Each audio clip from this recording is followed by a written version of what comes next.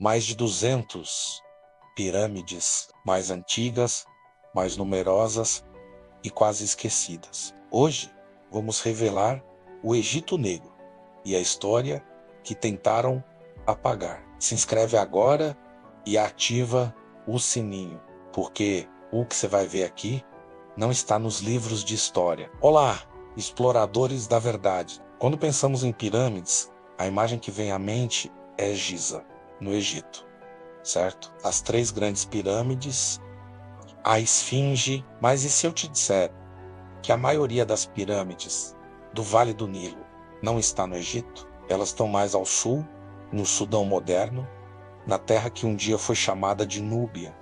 São mais de 200 pirâmides, muitas delas mais antigas que as mais famosas do Egito, e elas contam uma história incrível que foi deliberadamente esquecida, uma história de poder, riqueza e de faraós negros que governaram um império vasto. Para entender essa história, precisamos viajar no tempo e no espaço para o reino de Kush, localizado ao sul do Egito. Kush não era apenas um vizinho, era um rival poderoso, um parceiro comercial e, por um tempo, o mestre do próprio Egito.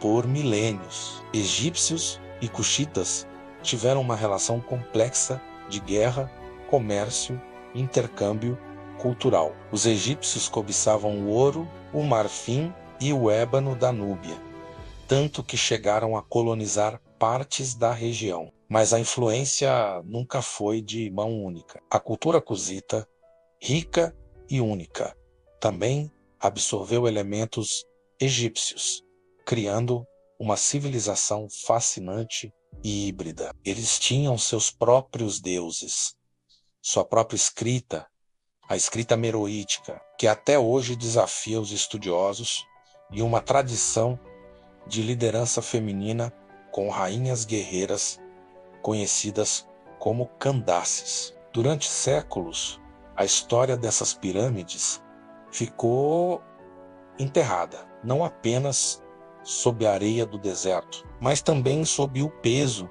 de uma narrativa histórica que privilegiava o Egito. Foi apenas no século XIX que exploradores europeus, como o italiano Giuseppe Ferlini, começaram a redescobrir esses monumentos, mas a descoberta veio com destruição. Em busca de tesouros, Ferlini destruiu o topo de várias pirâmides, incluindo a da rainha Manichareto, causando um dano irreparável. Ele encontrou joias magníficas, que hoje estão em museus na Alemanha. Mas o contexto arqueológico foi perdido. Felizmente, expedições posteriores, como a de George Reisner no início do século XX, adotaram uma abordagem mais científica. Reisner escavou centenas de túmulos em locais como Meroé e El Kourou, revelando a riqueza e a sofisticação da civilização cusita. Ele desenterrou estátuas, cerâmicas e artefatos que mostravam claramente a linhagem de reis e rainhas poderosos. As pirâmides núbias são diferentes das egípcias. Elas são mais íngremes, mais estreitas e construídas com blocos de arenito. Eram túmulos para a realeza de Kush, e as capelas em suas bases eram decoradas com relevos que mostravam os reis e rainhas sendo recebidos pelos deuses no além-vida. Essas imagens nos dão um vislumbre da sua religião, que misturava deuses egípcios, como Amon e Ísis, com divindades locais, como o deus leão Apedemaque. A arte cusita é vibrante, mostrando uma forte identidade africana. As figuras têm traços distintamente núbios, e as rainhas, as Candaces, são retratadas como figuras poderosas, muitas vezes em pé, de igualdade com os reis. Isso nos mostra uma sociedade onde as mulheres detinham um poder real, algo raro no mundo antigo. Elas lideravam exércitos, construíam templos e governavam com autoridade. O auge do poder cusita aconteceu por volta de 747 antes de Cristo. Enquanto o Egito estava fragmentado e enfraquecido por disputas internas, um rei cusita chamado Pi viu uma oportunidade. Vindo de sua capital, Nopata, ele marchou para o norte, conquistando cidade após cidade. Ele não se via como um invasor estrangeiro, mas como o verdadeiro herdeiro da tradição faraônica, alguém que estava restaurando a ordem e a piedade no Egito. Pi fundou a 25ª dinastia do Egito, também conhecida como a dinastia dos faraós negros. Ele e seus sucessores, como Shabaka, Shebitiku e Taharka, governaram um império que se estendia do delta do Nilo, no Mediterrâneo, até o coração do Sudão. Foi um período de renascimento cultural e arquitetônico. Eles construíram e restauraram templos por todo o Egito e pela Núbia, sempre se retratando como faraós legítimos, adotando os títulos, as vestimentas e os rituais egípcios, mas sem nunca abandonar sua identidade cusita. O faraó Taharka, mencionado até na Bíblia, foi um dos construtores mais prolíficos, deixando sua marca em Karnak, o maior complexo religioso do mundo. Então, por que essa história tão grandiosa foi praticamente apagada dos livros? A resposta é complexa e desconfortável. Primeiro, veio a derrota. Os faraós negros foram eventualmente expulsos do Egito pelos assírios, que tinham armas de ferro superiores. Eles recuaram para a Núbia e estabeleceram uma nova capital em Meroé, onde seu reino floresceu por mais 1000 anos. Mas o apagamento mais profundo veio muito depois, no século XIX, com o surgimento do racismo científico na Europa. Historiadores e egiptólogos da época, influenciados por ideias de superioridade racial, simplesmente não conseguiam aceitar que uma civilização africana negra pudesse ter alcançado tal nível de sofisticação e poder. Eles se recusaram a acreditar que negros pudessem ter governado o Egito.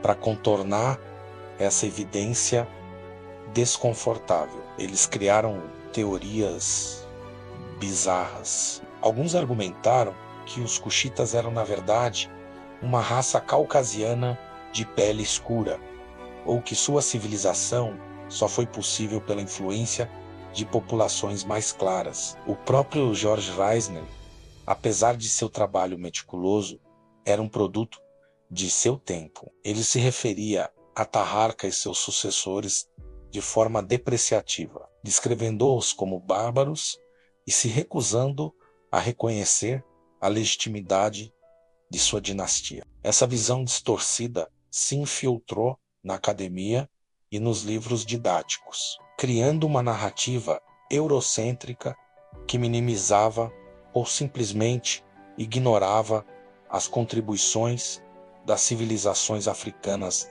negras. O Egito foi simbolicamente branqueado e separado de seu contexto africano. Reconhecer a história do reino de Cuxi e dos faraós negros não é apenas corrigir um erro histórico, é devolver a dignidade e a agência a um povo e a um continente inteiro. É entender que a história da África não começou com a chegada dos europeus, mas é uma tapeçaria rica e milenar de impérios, reinos e culturas complexas. A história da Núbia nos mostra que o poder, a inovação e a realeza não tinham cor. Ela desafia nossas suposições sobre como era o mundo antigo e quem eram os protagonistas da história humana. O DNA antigo e a arte da época não deixam dúvidas.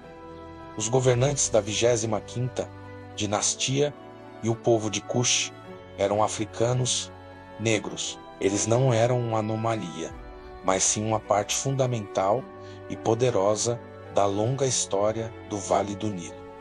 A história está sempre sendo reescrita à medida que novas evidências vêm à luz e, mais importante, à medida que nos livramos dos preconceitos do passado. As pirâmides do Sudão, erguendo-se silenciosamente no deserto, são um testemunho de pedra de uma verdade que não pode mais ser ignorada. Elas nos obrigam a fazer uma pergunta fundamental. E se a história do Egito for apenas uma parte de algo muito maior e mais negro do que nos contaram, a história que aprendemos é muitas vezes uma versão simplificada, contada pelos vencedores ou por aqueles com o poder de moldar a narrativa. Mas as areias do tempo estão sempre se movendo, revelando verdades que foram enterradas. O Egito Negro não é uma teoria alternativa,